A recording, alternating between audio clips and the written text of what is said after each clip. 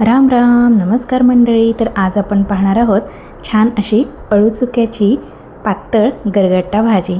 चला तर मग सर्वप्रथम आपल्याला अळूचुक्याच्या भाजीसाठी लागणारे जे साहित्य आहे ते पाहूयात.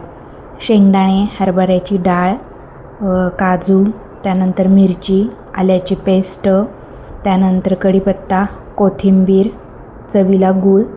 मसाल्यांमध्ये जिरे, मोहरी, हळद, हिंग, गोडा मसाला, धने जिऱ्याची पूड आणि चवीनुसार मीठ.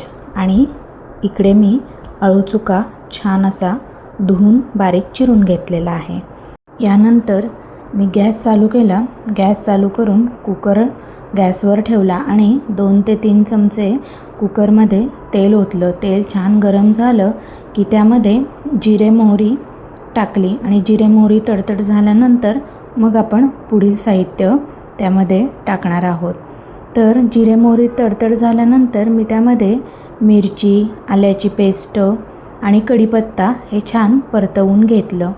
हे झाल्यानंतर मी सर्व मसाले जे आपण घेतलेले आहेत, हिंग, हळद, गोडा मसाला, धने जिऱ्याची पूड, हे सगळे मसाले छान त्यामध्ये टाकून घेतले आणि ते मसाले थोडेसे तेलामध्ये परतल्यानंतर मग मी जी आपण अळूचुक्याची भाजी जी आहे चिरलेली ती त्यामध्ये पूर्ण मिक्स केली आणि अळूचुक्याची भाजी पूर्ण एक 5 मिनटं छान अशी परतवून घेतली. आणि मग अळूचुक्याची भाजी परतल्यानंतर मग त्यामध्ये शेंगदाणे, हरभऱ्याची डाळ, त्यानंतर काजू हे सर्व त्याच्यामध्ये टाकायचं आणि मग ते एक 5 मिनटं छान तेलावर अळूचुक्याची जी भाजी असते ती छान परतवायची आणि मग चवीनुसार मीठ आणि गुळाचा खडा टाकायचा. म्हणजे गुळाच्या खड्याने काय होतं तर जे चुक्याला आंबट चव असते ना ते मेंटेन होती. मग आपल्याला आपल्या चवीनुसार आपण टाकायचे. आपल्याला जर थोडी गोडसर भाजी हवी असेल तर थोडा जास्त गूळ टाकायचा. तसेच पालेभाज्यांना मीठही खूप कमी प्रमाणात लागते, त्यामुळे अगदी मी अर्धा चमचाच मीठ घेतलं होतं. हे सर्व टाकून झाल्यानंतर भाजी छान सगळी तेलावर मस्तपैकी परतवून घ्यायची. तसेच कधीकधी अळूचुक्याची भाजी एकीकडे आणि पाणी एकीकडे अशी होती, तर त्यासाठी मी डाळीचं पीठ, हरभऱ्याच्या डाळीचं पीठ 2 चमचे घेतलं.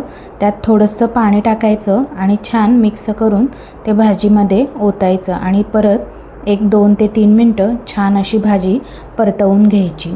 आणि तसेच मी बाजूला गरम पाणी करण्यासाठी ठेवलं आहे, कारण ह्या भाजीमध्ये डायरेक्ट गार पाणी न घालता छान असं गरम पाणी घालायचं. म्हणजे भाजीला छान टेक्स्चर पण छान येतं आणि भाजी शिजायला लवकर मदत होते, कारण आपण त्यामध्ये हरभऱ्याची डाळ, काजू, शेंगदाणे हे पण सर्व घातलेलं आहे, तर ते पण शिजण्यास मदत होते.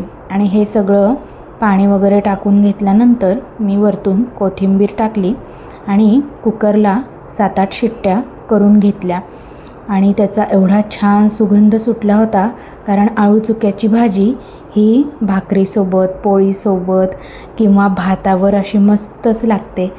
तसेच अळूचुक्याची भाजी होईपर्यंत मी छान अशा पोळ्या करून घेतल्या. त्याचबरोबर मस्त पोळ्या झाल्या, भाजी झाली की मस्त मी थाळी तयार केली. थाळीमध्ये पोळी, अळूचुक्याची गरगट्टा भाजी, त्यानंतर शेवयाचा बिर्याणी भात आणि मँगो रबडी अशी थाळी होती.